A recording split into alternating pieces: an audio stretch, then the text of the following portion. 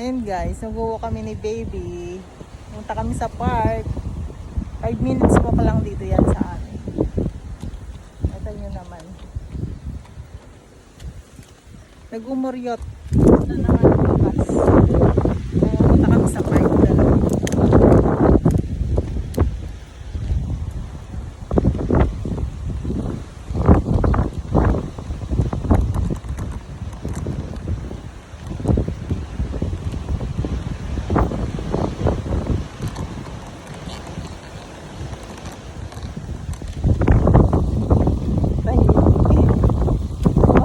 Base, ayan.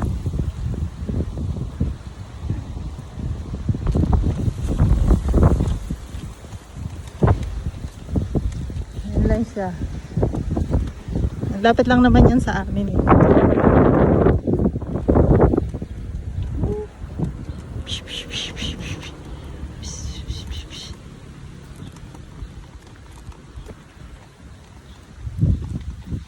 Ganda ng weather ngayon.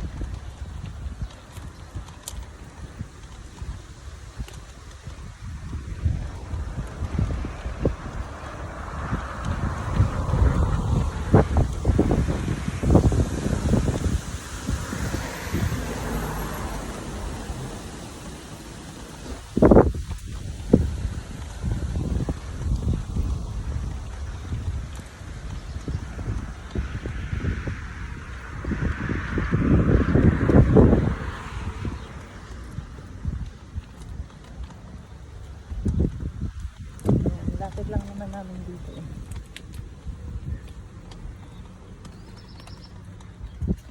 Lapit lang.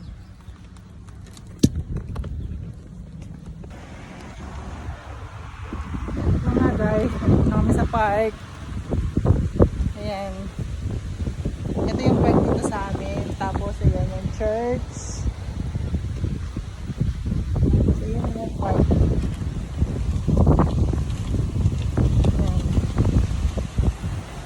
Bali kasi nakatira kami dito sa sentro. Malapit kami sa lahat, sa bilihan. Merong isang bahay sila. Dapat doon kami matutulog ni baby. Kaso ayoko. Kasi malayo sa mga bilihan. Tapos malayo pa yung mga kapitbahay. Ang mahirap pa, hindi ako marunong masyado mag-police. Kaya hindi ako pwede doon. Kaya kailangan lagi kong kasama si mamu. Especially kapag check up ni baby. Kailangan lagi kong kasama si mama. Kasi hirap pa ako sa language nila. Nag-aral naman ako ng online. Kaso basic lang din yung natutunan ko. Hindi ganun kadali. Medyo mahirap talaga. O sobrang hirap talaga. So ayan guys, nandito na kami sa park. Ngayon, gagawin kami dun sa pinaka playground ng mga bata. In the future, dun maglalaro si baby. Pero mayan, napakatahimik niya oh. Gusto niya talagang lumabas.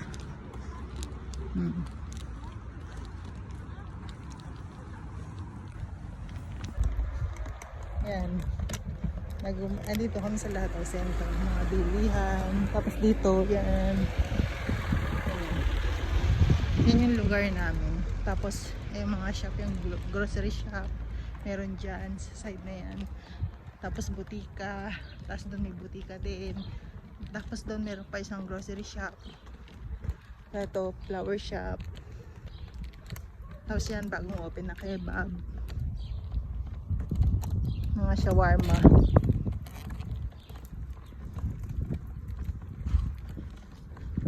Okay dito sa lugar na to, napakatahimik.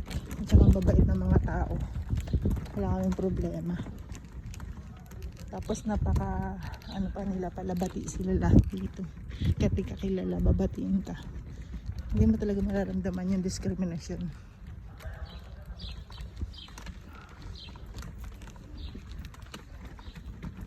Punta kami doon ni baby sa sa pinaka playground.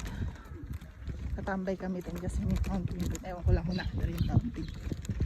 Ayun yung pinaka office nila, bangko. Tapos orsad. Diyan na yun. Yan. Yan kami. Napaka-accessible ng lugar namin. Ayun yung isang shop. That way, tan shop. Tapos ayun doon pa yung isa. Ayan sa kulay green na yun. Yellow green. Shop din yun. Tapos, doon sa banda na yun, andun yung mga school, international school, kung saan nag-aaral si Saul. Doon yung sa part na yun. Ayun o. Doon sa banda na yun. Tapos, ito na guys yung ano, playground dito. At ayan yung Orsad dito. Katabi ng bangko. Yan. Orsad. Tapos ito, ano nga to, kung saan may mga ano dyan, pwede kang ipasmasahe. Yan sa building na yan. Marami dyan, pwede kang magpaserox, lahat. Ayan o. Nice, ganyan. Ganyan kaganda dito sa lugar namin.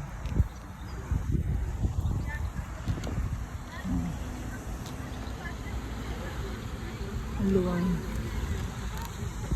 Ganda rito sa hapon. Tapos maraming bata dito naglalaro. Lalo na kapag weekends.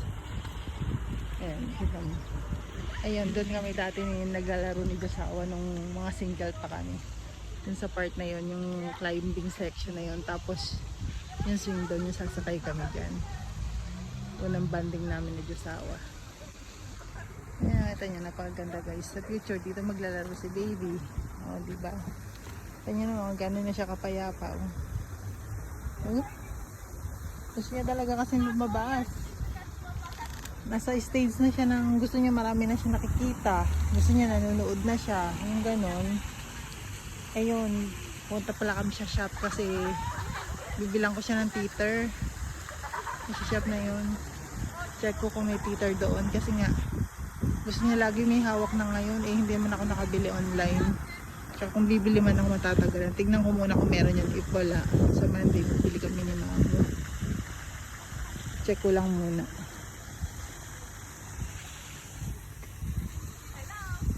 Hello. Hello. Hi. Ayan yung mga bata, mga polis sila. Bali, ano, mabait talaga. Ganun sila ka-greetings. Mercy. Ang ganda dito. Tapos ayan yung lugar namin. Ang problema lang dito guys, yung ano, sasakyan may oras. Yan dito, kaya mostly dito may sariling mga sasakyan talaga, may sariling service. Pero kung mga commuter, mahihirapan dito kasi nga village na papasok, malayo sa sentro ng Warsaw. Ayan. Ayan baby ko, tahitahimik na siya. Philippines! Philippines! Okay. No, I speak English. You can speak English. Come here. I'm vlogging. I'm vlogging. Again nga guys, habang pahinga kami ni baby. At ayan, yung mga magagandang bata. Say hi. Hi. Hello, hello, hello. Ayan, nakikipag-usap sila sa akin guys. Sinipilit nila mag-English kahit hindi sila marunong masyado mag-English. Ayan, hirap din naman ako sa communication kasi hindi ako marunong mag-Polish. So, nagtatry kami makipag-usap sa isa't isa kahit nag-google kami dalawa. Nag-google translate. Ayan, ang gaganda nila oh, sobra. Ito mo, taga rito lang daw din sila. Makakalapit lang din daw kami. So magkikita-kita sila sooner, makikita nila si baby naglalaro dito. Kaya mas maiging nakikipag-uusap din ako sa kanila. Ayan ang cute nila. Ayan ang ganda ng bata na to. At ayan nga guys, pauwi na po kami. Kasi baka nagugutom na si baby ko.